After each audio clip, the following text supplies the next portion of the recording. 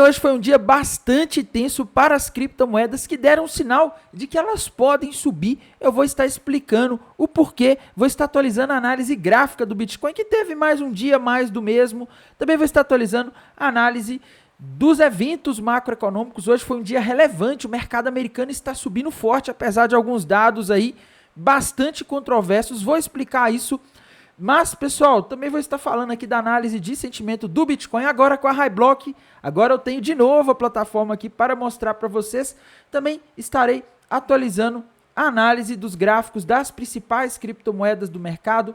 Mas antes de continuar, pessoal, primeiramente não deixem de se inscrever aqui no canal Criptográfico no YouTube, ativar o sininho para receber as notificações, deixar o like aí embaixo para dar aquela força, deixar seus comentários também aí embaixo, seguir o nosso canal no Telegram para ficar por dentro das novidades. Lá a gente posta notícias e análises em primeira mão, tá? Então se saiu alguma coisa, a gente posta muito perto do horário em que a notícia aconteceu, tá? Mas bora lá falar da situação, comentar sobre o que está acontecendo hoje.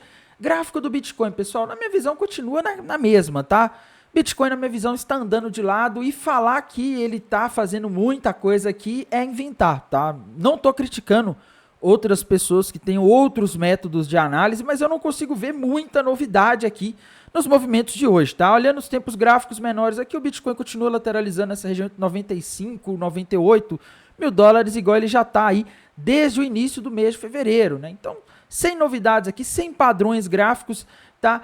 E aquela história que eu já venho comentando aqui, se ele romper para baixo os 90, aí a gente vai ter um padrão gráfico, aí ele pode facilmente buscar a região dos 77, 76, e se ele romper para cima, ele vai formar um retângulo de alta com alvo no 120. Acredito que a análise gráfica do Bitcoin é isso, ele está parado, o mercado assim é péssimo para operar, tá? Eu até aconselho vocês a evitarem de ficar fazendo operação no Bitcoin nesse momento, com o mercado desse jeito, porque é nesse momento que as pessoas perdem mais dinheiro, porque elas acham que vai acontecer uma coisa, o mercado começa aí e ele volta de uma vez em tendências laterais ou em tendências indefinidas também, acontecem muitas dessas armadilhas, tá? Mas enfim, pessoal, temos que falar da macroeconomia, mercado americano hoje subindo, meus amigos. Pois é, o SP500 teve mais um dia de alta e foi uma alta forte, viu? Quase 1% de alta para o SP500, é muita coisa, tá? O mercado americano está bastante animado. O petróleo fechou no 0 a 0, mas ele chegou a cair mais ao longo do dia, chegou a bater ali perto dos 74 dólares por barril, tá? Quando a gente vai aqui para o DXY caindo hoje, o dólar se enfraquecendo globalmente, né? O que é um sinal interessante, tá? Eu acho que eu cheguei a comentar alguns dias atrás aqui que eu via uma cunha ascendente sendo rompida para baixo aqui no DXY, né? O alvo dela está ali na região dos 97. Tá? Se de fato o dólar se enfraquecer e for buscar os 97, meus amigos, a gente pode ver aí as criptomoedas subindo novamente, tá? Mas vai depender muito do que o Donald Trump vai fazer nos próximos dias. Inclusive, pessoal, o mercado, ele está dando sinais aí de bastante resiliência, tá? Me refiro ao mercado americano. Por exemplo, a gente teve aí nos últimos dias muitas coisas que, na teoria, eram para ter feito o mercado americano, o SP500, despencar, e não está acontecendo. Então, se a gente olhar aqui, desde dezembro, o SP500 está na mesma faixa de preço, esse patamar dos 6.100, 6.000 pontos desde dezembro, tá? E olha que a gente teve muitas coisas aí que assustaram os mercados nesse período. A gente teve ali quando o Trump chegou à guerra comercial, que assustou bastante os mercados, né? As tarifas sobre o Canadá, México e China. A gente teve ali também a questão do DeepSeek, que assustou os mercados também. A gente teve, nesta semana, pessoal, dados de inflação, todos vieram acima da expectativa, mostrando que talvez o Fed não vai poder cortar os juros nesse ano, tá? E mesmo assim, a gente está tendo um cenário onde que o mercado não cai, tá? Isso, na minha visão, é um sinal de resiliência. É um sinal de que se as coisas melhorarem, se o cenário ficar mais calmo, se o Trump pausar um pouco, diminuir o ritmo dessa guerra comercial, né? Se o Trump ajudar um pouco, pode ser que a gente veja o mercado aí subindo bastante, tá? Mas o difícil é prever o que o Trump vai fazer, né? Porque o Donald Trump é aquele tipo do cara que, se ele estiver no trânsito e ele der seta para a direita, você tem que esperar e ver o que ele vai fazer, porque ele pode muito bem virar para a esquerda, tá? Ou o contrário, ele é aquele tipo de pessoa que é realmente muito imprevisível, tá?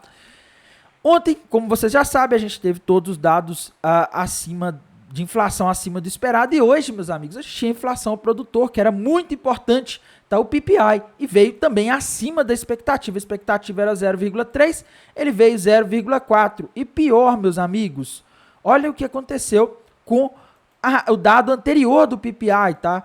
O dado anterior de dezembro, ele tinha vindo 0,2 em dezembro, eles revisaram para cima, para 0,5.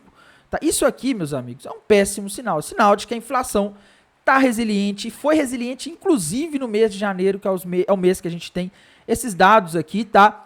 Mas, aparentemente, os mercados estão ignorando esses dados de inflação. Então, o mercado não está ligando para o Jerome Powell, não está ligando para a macroeconomia. O que está fazendo preço agora, aparentemente, é o Donald Trump com suas falas e suas polêmicas que ele solta a todo momento. E, como eu disse, tá? É o Trump que está fazendo aí o mercado se segurar, tá? Essa expectativa do fim do conflito na Ucrânia está deixando o mercado muito animado, tá? O Trump hoje disse publicamente que ele confia no Putin sobre o conflito e defende até o retorno da Rússia para o grupo G7, tá? Então, o mercado está ficando bastante aliviado, o preço do gás na Europa caiu bastante, tá? O preço do petróleo deu uma queda ontem e hoje também caiu um pouco, enfim, tá? Isso aqui está deixando o mercado animado. E com essa expectativa de queda no preço do gás na Europa, do petróleo, você acaba tendo a expectativa de que a inflação possa diminuir nos próximos meses, tá? Então,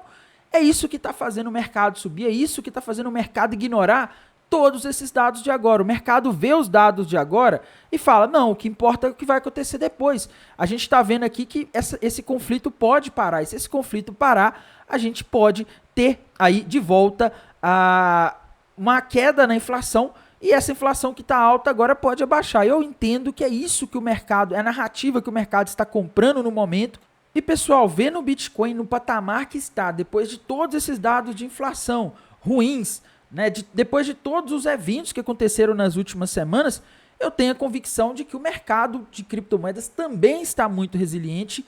E como eu disse, assim como vale para o mercado americano, se o Trump der uma acalmada aí nos próximos dias e passar a trazer notícias boas em vez de dar sustos no mercado, pode ser que a gente veja esses ativos subirem forte, tá? Então, a gente tem que ficar de olho, porque eles estão resistindo às pancadas que o mercado está dando, tá? Amanhã, meus amigos, a gente vai ter vendas no varejo lá dos Estados Unidos. É um dado importante, vai ser divulgado às 10h30 da manhã, mas para mim o mais importante da semana já foi. Hoje de tarde a gente também teve o Trump assinando um documento onde ele impõe tarifas recíprocas, ou seja, países que taxam os Estados Unidos mais do que os Estados Unidos taxam esses países, eles vão aumentar as tarifas dele de forma que fique equivalente, tá? Isso aí acabou acontecendo, né? O Trump, ele fez esse documento e essas tarifas vão entrar em vigor a partir do dia 1º de abril, tá? Sobre macroeconomia, era isso, pessoal. E agora a gente tem que ir aqui para o Liquidation Rate Map. Aliás, eu vou aqui primeiro para TRDR, tá?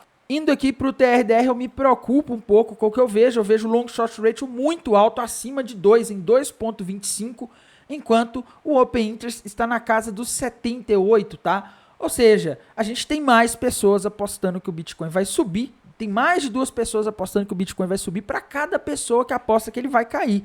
Isso quer dizer o seguinte, a probabilidade é maior de ele cair, tá? Então, bastante cautela, bastante cuidado, porque isso daqui não é um dos melhores sinais para nós investidores neste momento, tá? Isso aqui é um sinal de perigo e, meus amigos, é isso, tá?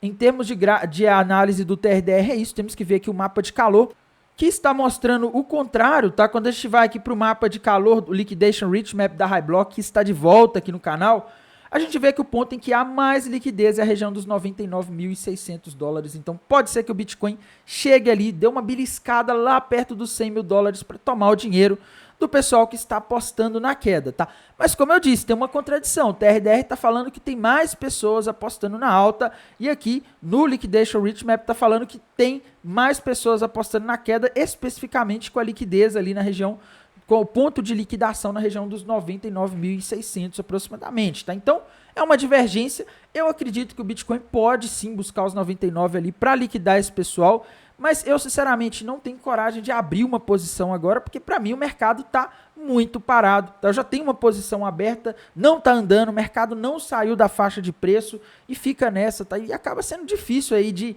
operar nesse cenário. A gente também não pode deixar de falar, pessoal, da situação das principais criptomoedas do mercado, né? Hoje a gente teve um dia de correção para Ethereum. A Ethereum subiu bastante ontem, hoje ela caiu, mas em termos de gráfico, pessoal, ela continua dentro daquele range ali entre os 2.500 e os 2.800, tá? Sem novos padrões gráficos. Se ela romper os 2.800 para cima, aí ela pode subir. Se romper os 2.500 para baixo, ela poderia testar a região ali dos 2.200, mas não fez nenhum dos dois por enquanto, tá? O gráfico da Solana, meus amigos, Solana tá complicado, viu? Eu vejo que a Solana pode estar formando um triângulo descendente, mas ainda não confirmou. Vai confirmar se ela romper a região dos 190 para baixo. Então, quem investe em Solana tem que ficar de olho aí, porque isso aqui não é um bom sinal, tá? Binance Coin, meus amigos, gráfico da Binance Coin corrigiu aí da alta de ontem, depois da publicação do roadmap, né, que é o roteiro das atualizações que irão acontecer na Binance Smart Chain durante esse ano de 2025. Tá? Mas agora a gente não tem padrões novos por enquanto, tá? Binance Coin aí já bateu o alvo daquele ombro cabeça ombro invertido de ontem. XRP deu uma subida agora no final da tarde por causa de algumas notícias, mas devolveu uma boa parte da alta e no mais ela segue respeitando aqui aquela região de resistência, tá? A região ali dos $2,50, ela não está conseguindo se manter acima nos últimos dias, tá? Então XRP também andando de lado. Dogecoin, meus amigos, teve uma leve subida hoje, mas já devolveu também andando de lado na região dos 26 centavos. Tron, tá? Rompeu para baixo aquela linha de tendência de alta que a gente via traçando nos últimos dias, mas sinceramente eu acho que a Tron tá muito mais para ficar lateralizando aqui nessa região do que para fazer algum movimento aí de queda muito forte ou subida, tá? Então, acho que a Tron deve ficar estagnada nessa região dos 20 e poucos centavos aí, sem grandes novidades. Ton também andando de lado, Avax também andando de lado na região dos 25, tá? Aave também andando de lado, ou seja, pessoal, tá, o gráfico das altcoins no geral tá uma coisa que não tá fácil. Pendle, se conseguir romper ali os 13,90, aí ela pode engatar uma alta, mas por enquanto não fez nada, tá?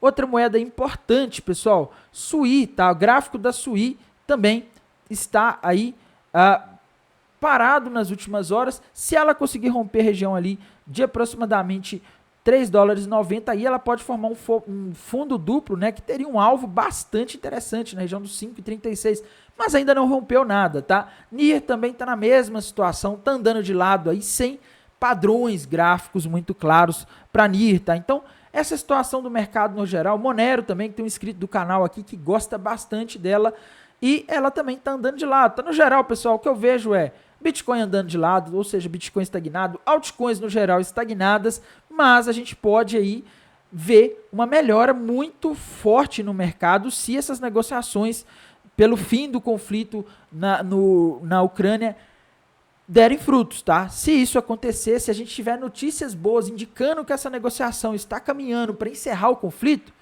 a gente pode ter aí uma alta extraordinária para os mercados à medida que as notícias de possibilidade de encerramento do conflito forem chegando, e isso aí seria algo positivo. Então, no mais, a gente tem que acompanhar, ver como as coisas vão ficar. Desejo a vocês aí uma excelente noite de quinta-feira, um bom descanso e bons negócios. Até mais, tchau!